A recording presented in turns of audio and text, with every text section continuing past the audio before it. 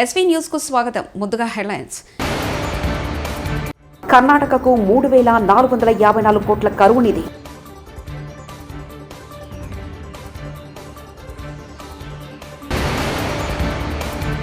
తెలంగాణ గొంతుకగా పోరాడుతూనే ఉంటాం కేటీఆర్.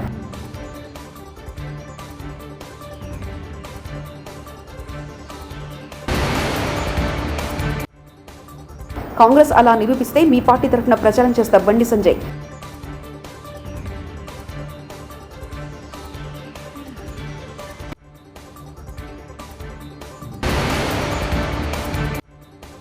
హామీలు విస్మరించిన జగన్, పోలీసులపై అదనపు పనిభారం నాగబాబు.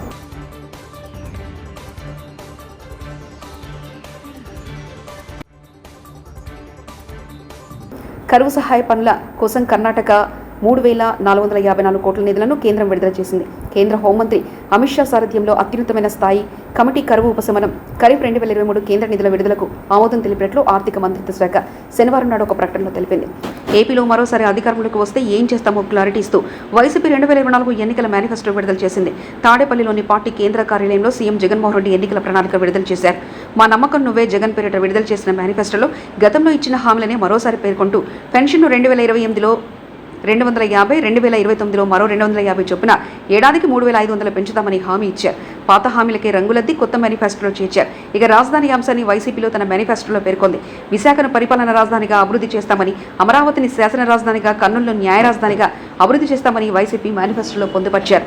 విజయాలకు పొంగిపోకుండా, అపజయాలకు కుంగిపోకుండా తెలంగాణ గొంతుకగా పోరాడుతూనే ఉంటామని భారస కార్యనిర్వహణ అధ్యక్షుడు కేటీఆర్ పేర్కొన్నారు. హైదరాబాద్లోని పార్టీ కార్యాలయంలో భారస ఆవిర్భావ వేడుకలు ఘనంగా నిర్వహించారు. ఈ సందర్భంగా ఆయన మీడియాతో మాట్లాడారు. అంబేద్కర్ చెప్పినట్టు బోధించు, సమీకరించు, పోరాడు అనే అంబేద్కర్ తత్వాన్ని పూర్తి స్థాయిలో జీర్ణించుకుని పూర్తి స్థాయిలో అదే బాటలో ఆచరిస్తూ నడుస్తున్న పార్టీ భారత రాష్ట్ర సమితి. ఒక ప్రజాస్వామిక పందాలో లక్షల సంఖ్యలో ఎక్కడికక్కడ ప్రజల్ని సమీకరిస్తూ వారికి ఏ సమస్య వచ్చినా పోరాడుతూ ప్రజాస్వామ్యంలో ప్రజల యొక్క ఆలోచన విధానాన్ని ప్రతిబింబిస్తూ ముందుకు పోతా ఉన్నాం.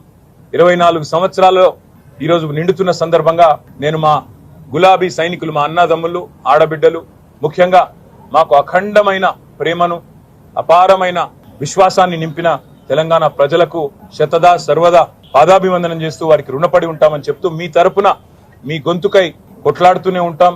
అప్పుడప్పుడు కింద పడవచ్చు, అప్పుడప్పుడు పైన ఉండవచ్చు. విజయాలకు పొంగిపోము, అపజయాలకు కుంగిపోము.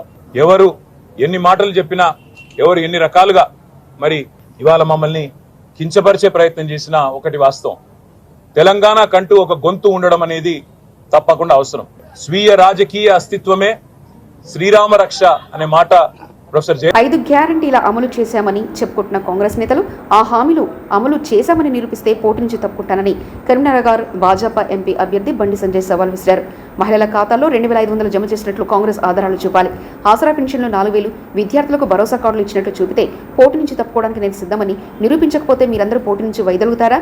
సోమవారం వరకు నిరూపిస్తే నామినేషన్ విత్డ్రా చేసుకుంటా, లేదంటే 15 స్థానాల్లో కాంగ్రెస్ పోటీ నుంచి విరమించుకుంటుందా అని బండి సంజయ్ సవాల్ విసిరారు. మళ్లించడానికి ఈ రెండు పార్టీలు కలిసి ఆడుతున్న డ్రామా, టీవీలలో బ్రేకింగ్ కోసం ప్రజల దృష్టి మళ్లించడానికి ఈ సంచలన ప్రకటన చేస్తూ వీళ్ళు మోసం చేస్తున్న విషయాన్ని తెలంగాణ సమాజం గుర్తుంచుకోవాల్సిన అవసరం ఉంది. ఎందుకంటే బీఆర్ఎస్ పార్టీ పోయినసారి ఇచ్చిన హామీలు నెరవేర్చకుండానే బీఆర్ఎస్ పార్టీ తీసుకుపోయి బొందబెట్టినారు. ఈ పార్లమెంట్ ఎన్నికల తర్వాత కేసీఆర్ గతంలో కాళోజీ గారి మాటలు చెప్పేది, ఈ ఎన్నికల తర్వాత బీఆర్ఎస్ పార్టీని ఇక్కడ పాతాళంలోకి, పరాయి వాడు కాదు కేసీఆర్ ఇక్కడ కాబట్టి ఇక్కడ బీఆర్ఎస్ పార్టీని పాతాళంలోకి తొక్కడానికి తెలంగాణ రాష్ట్ర ప్రజలు సిద్ధంగా ఉన్నారు.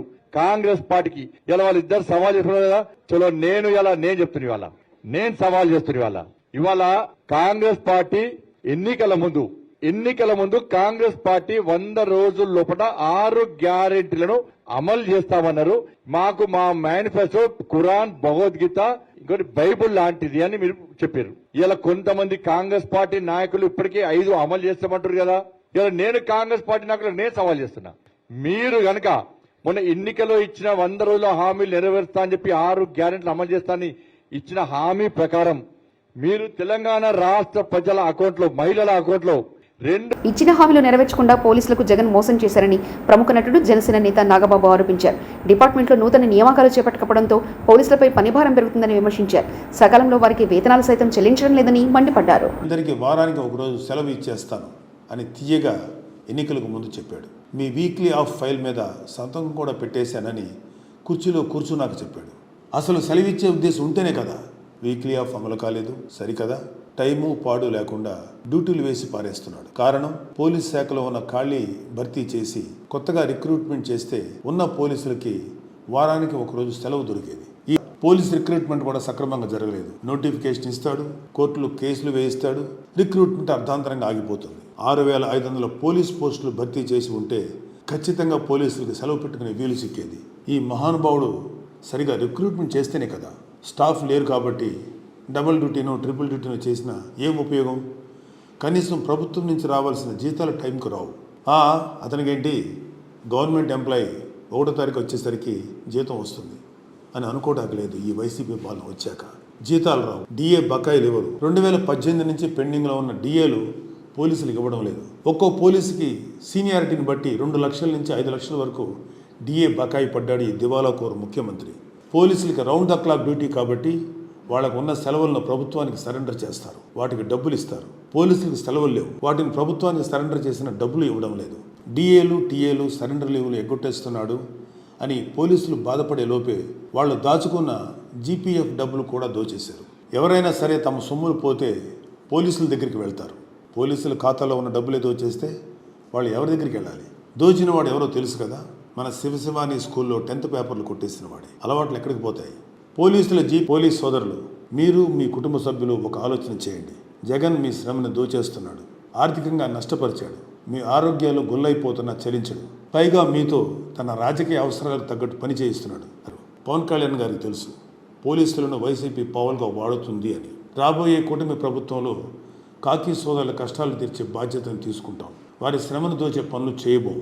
పోలీసులకు రావాల్సిన అలవెన్స్లు, సెలవులు వచ్చేలా చేస్తాం. పిఠాపురం నియోజకవర్గం అభివృద్ధి కోసం పవన్ కళ్యాణ్ గారు చాలా గొప్ప విజన్తో వస్తున్నారు. పవన్ కళ్యాణ్ గారు ఎమ్మెల్యేగా పిఠాపురం నియోజకవర్గ ప్రజలకు స్వంత కుటుంబ సభ్యులుగా చూసుకుంటారు. మెగా ఫ్రెండ్స్ శ్రీ కొనితెల వరుణ్ తేజ్ చిన్న పని మా బాబాయ్ ఇక్కడ పిఠాపురం నుంచి నుంచుంటున్నారు. అండ్ అది చాలా మంచి విజన్తో బాబాయ్ గెలవాలి. అండ్ బాబాయ్ అసలు పాలిటిక్స్ రావడానికి ఉద్దేశం మంచి చేద్దామని. సో అలాంటి దానికి మేము అందరం ఒక కుటుంబ సభ్యులాగా బాబాయ్కి అండగా దేవుడు ఆశీస్సులు తీసుకోవడానికి, ఇలా అమ్మవారి ఆశీస్సులు తీసుకోవడానికి రావడం జరిగింది. బాబాయ్ ఇలా కష్టపడుతుంటే మీకు ఏమనిపిస్తుంది? అసలు మామూలుగా ఆయన ఒక మెగా హీరో కదా, ఆయన ప్రజల కోసం ఇలా కష్టపడుతుంటే మీకు ఏమనిపిస్తుంది? అంటే యూజువలీ ఇంట్లో వాళ్ళ కోసం పనిచేయడం అలా అది చాలా వరకు చాలా చోట్ల చూస్తుంటాం, ఇంట్లో తమ్ముళ్ళకి అక్కలకి అన్న చెల్లికి. బట్ బయటకు వచ్చి ఇలా ప్రతి భారతదేశంలో ఉండే అదే ఏదైతే కాన్స్టిట్యున్సీ ఉండే జనాలు కానీ మన ఆంధ్ర పిఠాపురంలో ఉండే ప్రజలు ప్రతి ఒక్కరు వాళ్ళ సొంత ఫ్యామిలీ అని అనుకుంటేనే ఇలా బయటకు వచ్చి ఎంతో డబ్బులున్న అవన్నీ వదిలేసుకుని వచ్చేలా చేస్తున్నారు. అండ్ మేము చాలా గర్వపడుతుంటాం బాబాయ్ ఇలా వచ్చి ఇలా జనాలకి మంచి చేయాలని ఉద్దేశంతో ముందుకు రావడం చాలా ఆనందం. ర్యాలీ చూస్తే మనం మీకు ఏమనిపించింది? నామినేషన్ కోసం బయలుదేరిన ర్యాలీ చూస్తే మొత్తం 6 months క్లోజ్ అయిపోయిన పరిస్థితి ఏమనిపించింది? దద్దరు వెళ్ళిపోయింది. 2 పేజీలలో వైఎస్ఆర్సీపీ మేనిఫెస్టో విడుదల చేస్తున్నాం. ఇప్పుడు అమలు చేస్తున్న పథకాల విస్తరణతో పాటు పోర్టులు, ఇతర నిర్మాణాలు పూర్తి చేస్తాం. సీఎం వైఎస్ జగన్ చెప్పాడంటే చేస్తాడంతే. ఈ మాదిరిగా మన మేనిఫెస్టో ముఖ్యమైన అంశాలు అదే కాపీ కొంచెం పెద్ద ఆల్ఫబెట్స్లో ఉంటుందని చెప్పి కొంచెం దీంట్లోకి పోతాం. అదే కాపీని, అది చిన్న సైజు అక్షరాలు, ఇది పెద్ద సైజు అక్షరాలు. గమనిస్తే మనం పెట్టిన నవరత్నాలకు సంబంధించిన మనకు సంబంధించిన గమనిస్తే విద్య ముఖ్యమైన అంశాలు ఈ మాత్రం పైన చెప్తా. విద్య, అమ్మఒడి, ట్యాబులు, విద్యా కానుక, గోరుముద్ద, ఇంగ్లీష్ మీడియం, డిజిటల్ బోధన. వైద్యం, విస్తరించిన ఆరోగ్యశ్రీ ఇంకా విస్తరణ, ఆరోగ్య ఆసరా, విలేజ్ క్లినిక్లు, ఫ్యామిలీ డాక్టరు, 17 కొత్త మెడికల్ కాలేజీలు, జగనన్న ఆరోగ్య సురక్ష. వ్యవసాయం, రైతు భరోసా, ఆర్బీకేలు, ఉచిత పంటల బీమా, 0 వడ్డీ పంట రుణాలు, పగటి పూటే 9 గంటల ఉచిత విద్యుత్, సమయానికే ఇన్పుట్ సబ్సిడీ. ఉన్నత విద్య, జగనన్న విద్యా దీవెన, పూర్తి fee reimbursement, Jagananna Vasathi Deevena, job ఓరియంటెడ్గా కరికులంలో మార్పులు, నాడు నేడు స్కూళ్ళు, నాడు నేడు హాస్పిటల్స్, పేదలందరికీ ఇల్లు, అక్క చెల్లెమ్మల పేరిట పేదలకు ఇంటి స్థలాలు, ఇల్లు, మహిళా సాధికారత, చేయూత, కాపు నేస్తం, ఈబీసీ నేస్తం, 0 వడ్డీ, సామాజిక భద్రత. ఆంధ్రప్రదేశ్లో సార్వత్రిక ఎన్నికలు జరుగుతున్నాయి. ఈ నేపథ్యంలో అధికార వైసీపీ ఎన్నికల మేనిఫెస్టో విడుదల చేసింది. శనివారం తాడేపల్లిలోని సీఎం క్యాంపు కార్యాలయంలో ఆ పార్టీ అధినేత సీఎం వైఎస్ జగన్ రెడ్డి ఎన్నికల మేనిఫెస్టో విడుదల చేశారు. ఈ మేనిఫెస్టోపై మంత్రి బొత్స సత్యనారాయణ కీలక వ్యాఖ్యలు చేశారు. పేదవాడి తన జీవన ప్రమాణాలకు అనుగుణంగా తన మేనిఫెస్టో ఉందని అన్నారు. ఇవాళ అవన్నీ కొనసాగిస్తూ ఆ జీవన ప్రమాణాల పెరుగుదలను కొనసాగిస్తూ మన ఆత్మగౌరవాన్ని పెంపొందించేటట్లుగా వాళ్ళ గౌరవాన్ని పెంపొందించేటట్లుగా పథకాలను కొనసాగిస్తూ ఇంకా కొన్ని ఇంప్రూవ్ చేసి కొన్ని పెట్టడం కూడా జరిగింది.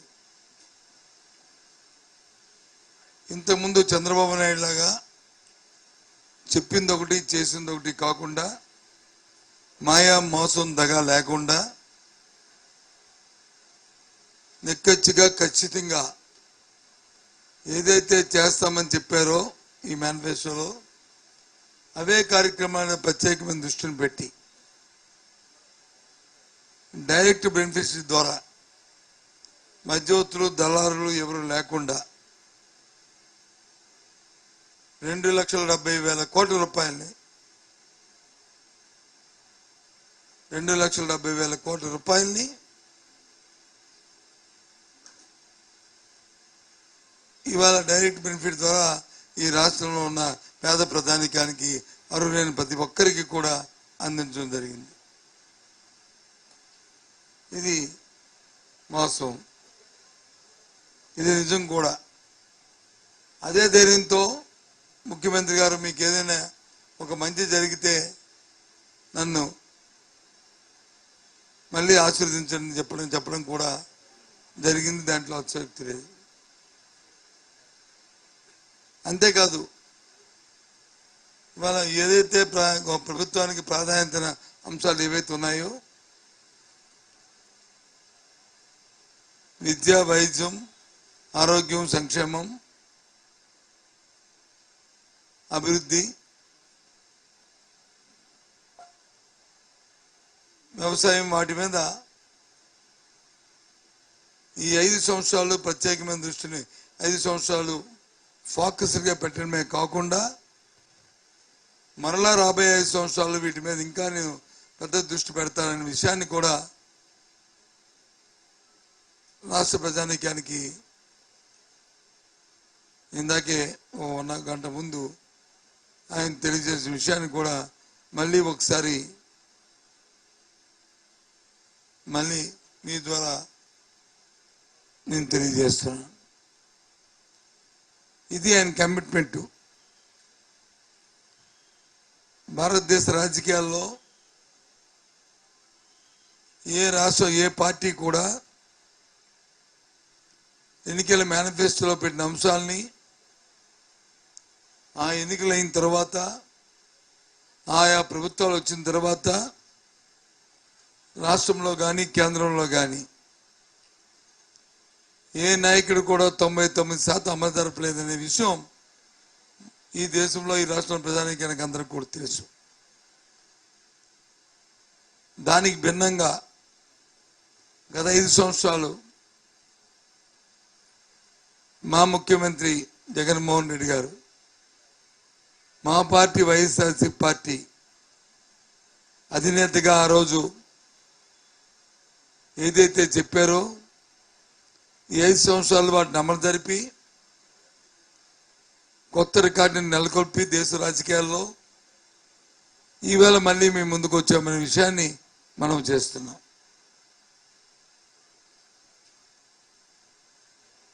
అన్ని ఏదైతే అంశాలు ఆ రోజు చెప్పిన మాటలో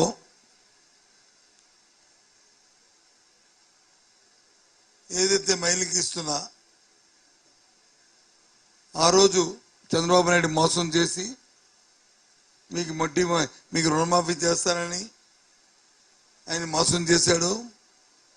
ఆ రుణమాఫీ చేయకుండా ఆయన చేతెత్తేశాడు. దాన్ని ఏ రోజైతే 2019 ఎన్నికలప్పుడు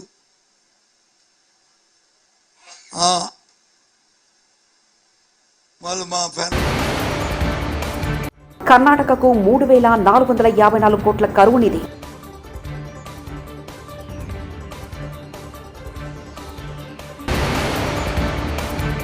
తెలంగాణ గొంతుకగా పోరాడుతూనే ఉంటాం కేటీఆర్.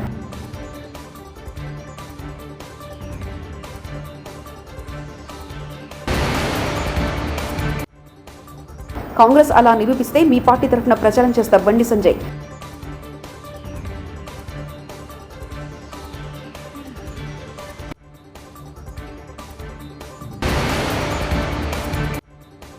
హామీలు విస్మరించిన జగన్, పోలీసులపై అదనపు పనిభారం నాగబాబు.